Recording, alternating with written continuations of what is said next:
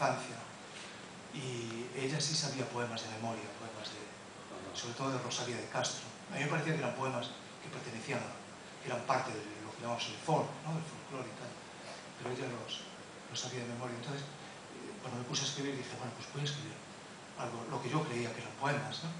Después hay un momento, yo creo, ya decisivo entre lo que es la realidad, la ficción, que es, empecé a trabajar muy pronto en un periódico por la noche mientras estudiaba bachillerato, porque era conseguir que me admitieran allí como meritorio, gracias a un amigo que se llama Antonio, que trabajaba allí, y me animó, tú vete por allí que algo encontrarás.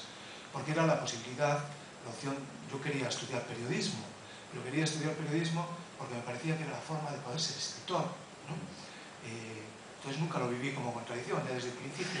Pero claro, tenía que ir a Madrid, y yo estaba en lo que llamaban un lugar remoto, ¿no? La aldea terremota, y era complicadísimo que mis padres pudiesen, en fin, no, sin entrar en detalles, era muy difícil poder hacer ese viaje.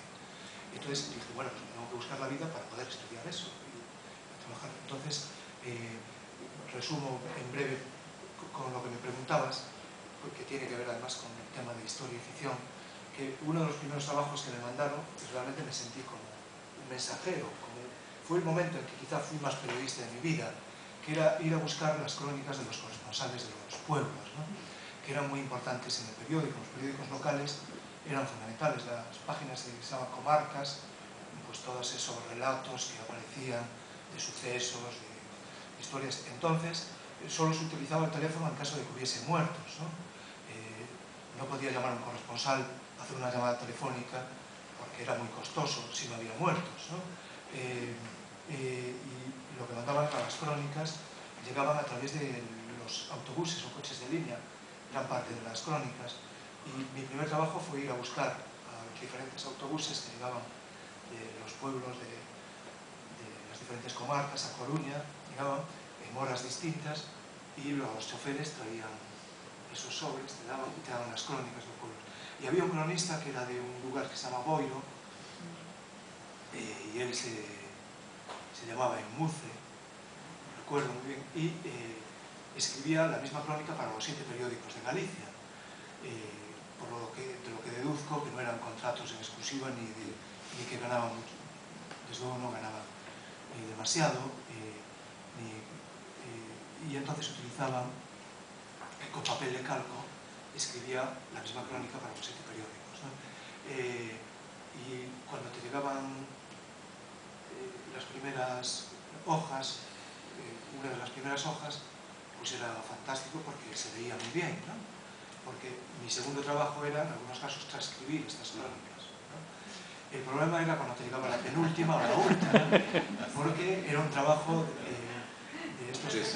de descifrar, ¿no? De este trabajo de los que andan buscando en los textos medievales, ¿no? Así, intentar, pues era un trabajo parecido, ¿no?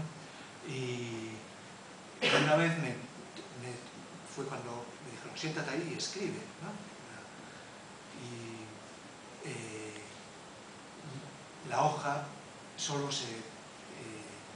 eran inteligibles 3 o 4 palabras, y básicas como estas de Chesterton, ¿no? Para escribir la novela.